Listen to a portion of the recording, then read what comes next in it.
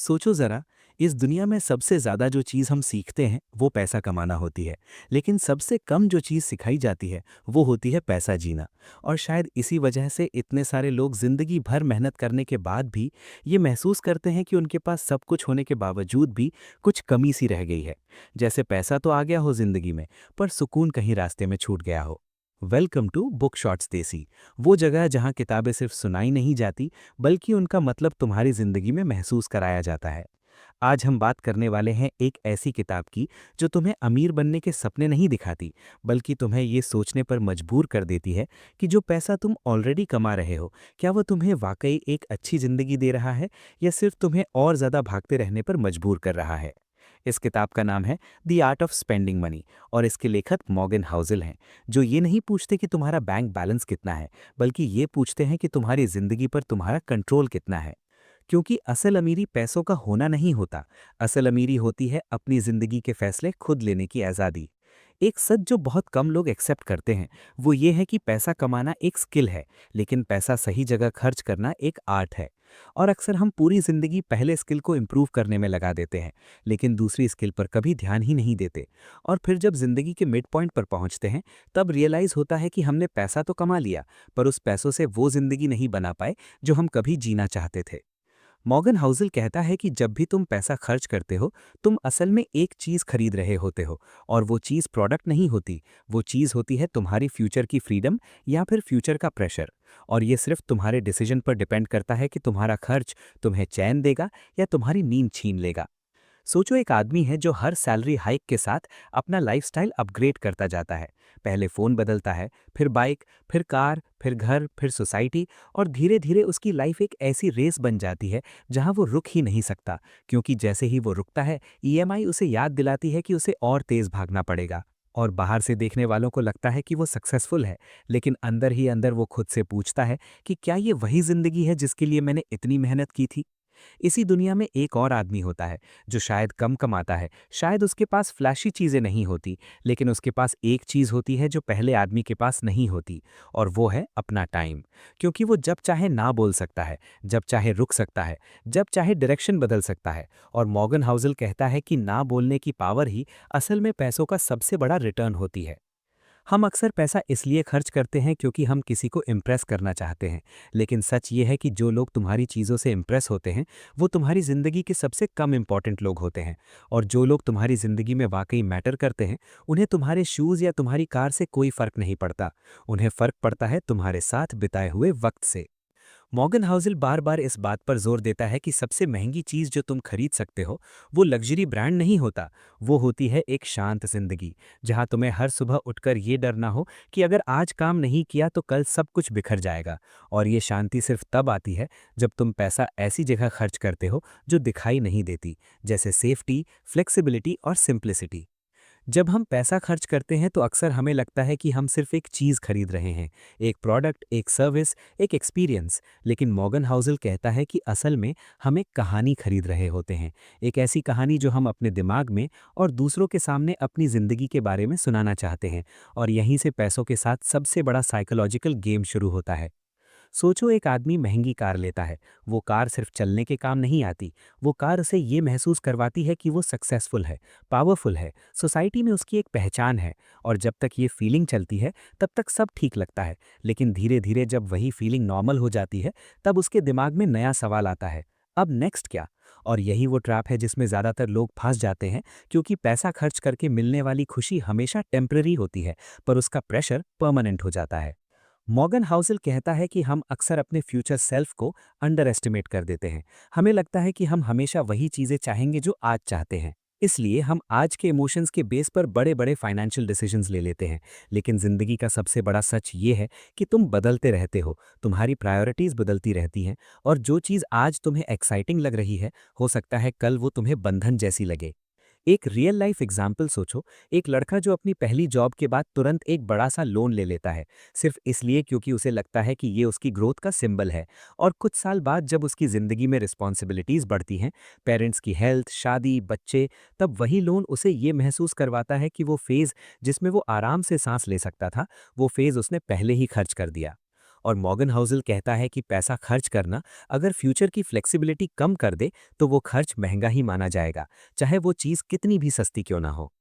इस किताब का एक बहुत गहरा मैसेज ये है कि पैसा तुम्हें खुश तब करता है जब वो तुम्हारी लाइफ को सिंपल बनाता है, और पैसा तुम्हें परेशान तब करता है जब वो तुम्हारी लाइफ को कॉम्प्लिकेटेड बना देता है। क्योंकि कॉम्प्लेक्सिटी का मतलब होता है ज़्यादा डिसीजंस, ज़्यादा प्रेशर, ज़्यादा लोगों को प्लीज़ करना और ज़्यादा चीज़ों को संभालना। मॉर्गन हाउसल कहता है कि जो लोग सच में खुश होते हैं, उनकी ज़िंदगी में सबसे कॉमन चीज़ ये होती है कि उनके खर्च उनकी पर्सनैलिटी के हिसाब से होते हैं, ना कि सोसाइटी की एक्सपेक्टेशंस के हिसाब से। क्योंकि जब तुम दूसरों के लिए खर्च करते हो, तो तुम कभी सैटिस्फाइड नहीं होते, और जब तुम खुद के लिए खर्च करते हो, तब तुम्हें किसी को एक्सप्लेन करने की ज़रूरत नहीं पड़ती। सोचो, एक आदमी है जिसे ट्रैवलिंग पसंद है, उसके लिए फ्लाइट टिकट्स और सिंपल होटल्स खुशी देते हैं। और सोचो, एक और आदमी है जिसे घर पर रहना, बुक्स पढ़ना और फैमिली के साथ वक्त बिताना पसंद है, उसके लिए महंगा वेकेशन पैकेज कोई वैल्यू नहीं रखता। लेकिन हम अक्सर दूसरे आदमी की लाइफ देखकर पहले आदमी जैसा खर्च करने लगते हैं, और फिर कंफ्यूज हो जाते हैं कि पैसा खर्च होने के बाद भी हम खुश क्यों नहीं हैं।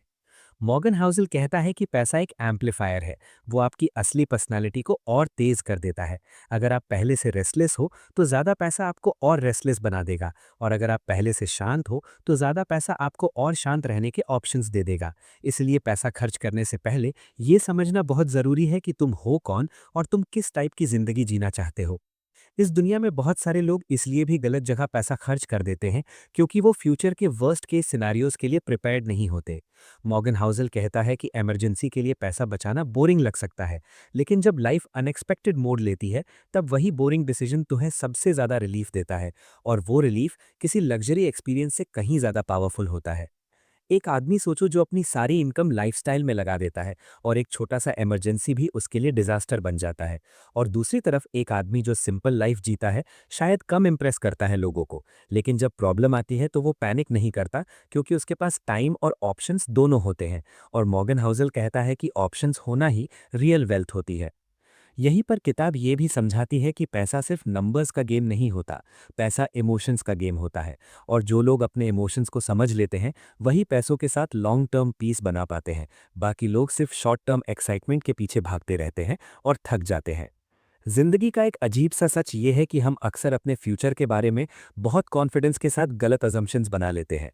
हमें लगता है कि जो चीज़ आज हमें खुशी दे रही है, वही चीज़ हमें हमेशा खुशी देगी। और इसी सोच के साथ हम अपनी ज़िंदगी के सबसे बड़े फाइनेंशियल डिसीजंस ले लेते हैं, बिना ये सोचे कि वक्त के साथ हम खुद भी बदलने वाले हैं। मॉर्गन हाउसल कहता है कि पैसा तब सबसे ज़्यादा डेंजरस होता है जब वो तुम्हें ये इल्यूजन देता है कि तुमने लाइफ को फिगर आउट कर लिया है। क्योंकि जैसे ही तुम्हें लगता है कि अब सब कंट्रोल में है, लाइफ एक नया ट्विस्ट ले आती है। और जो लोग अपनी फ्लेक्सिबिलिटी पहले ही खर्च कर चुके होते हैं, उनके लिए ये ट्विस्ट सिर्फ स्ट्रेस और रिग्रेट बन जाते हैं। सोचो, एक आदमी जो अपने 20s में ये सोचकर हर चीज़ मैक्स लेवल पर जीने लगता है कि फ्यूचर में तो और ज़्यादा कमा लूंगा, लेकिन जब लाइफ में अनएक्सपेक्टेड जिम्मेदारियां आ जाती हैं, पेरेंट्स की हेल्थ, शादी, बच्चे, तब वही आदमी अपने आज के डिसीजंस को देखकर सोचता है कि काश उसने थोड़ा सा मार्जिन छोड़ दिया होता, थोड़ा सा स्पेस अपने लिए बचा कर रखा होता। क्योंकि पैसा सिर्फ चीज़ें खरीदने के काम नहीं आता, पैसा गलतियों से रिकवर करने के काम भी आता है। मॉर्गन हाउसल कहता है कि हम सक्सेस की स्टोरीज सुनना पसंद करते हैं, लेकिन सर्वाइवल की स्टोरीज को इग्नोर कर देते हैं। जबकि पैसा मैनेज करने का सबसे बड़ा रूल ये होता है कि तुम गेम में बने रहो, क्योंकि जो आदमी गेम से बाहर हो जाता है, उसके लिए सारी स्ट्रैटेजीज, सारी प्लानिंग सब बेकार हो जाती है। इस दुनिया में जो लोग सबसे ज़्यादा शांत होते हैं, वो अक्सर वो लोग होते हैं जिन्होंने अपनी लाइफ में ये एक्सेप्ट कर लिया होता है कि सब कुछ उनके कंट्रोल में नहीं है। इसलिए वो पैसा ऐसी जगह खर्च करते हैं जहाँ से उन्हें सेफ्टी मिलती है, ना कि ईगो बूस्ट। और मॉर्गन हाउसल कहता है कि ईगो सबसे महंगा खर्चा होता है, क्योंकि उसका रिटर्न कभी स्टेबल नहीं होता। हम अक्सर सोचते हैं कि पैसा हमें कॉन्फिडेंस देगा, लेकिन असल में पैसा सिर्फ वही एम्पलीफाई करता है जो पहले से अंदर होता है।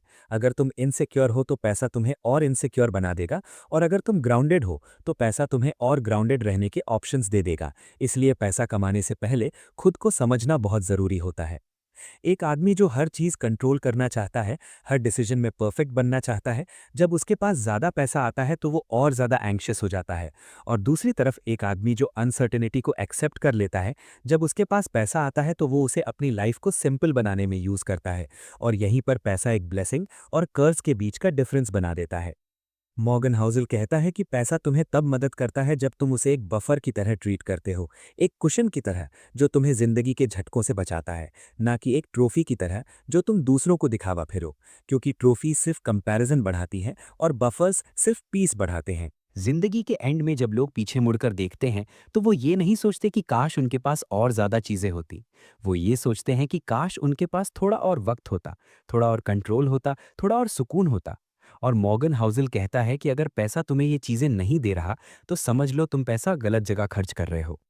इस दुनिया में सबसे पावरफुल लोग वो नहीं होते जो सबसे ज़्यादा कमाते हैं, बल्कि वो होते हैं जो कम चीज़ों में भी खुश रहना जानते हैं, क्योंकि उनकी खुशी किसी एक्सटर्नल वैलिडेशन पर डिपेंडेंट नहीं होती और इसी वजह से उन्हें मैनिपुलेट करना सबसे मुश्किल होता है। सोचो एक आदमी जो सुबह बिना अलार्म के उठ सकता है, जो अपने दिन का शेड्यूल खुद डिसाइड कर सकता है, जो जब चाहे रुक सकता है और जब चाहे आगे बढ़ सकता है। शायद उसके पास करोड्स ना हो, लेकिन उसके पास वो चीज़ होती है जो करोड्स के बाद भी लोग ढूंढते रहते हैं, और वो चीज़ होती है इनर फ्रीडम।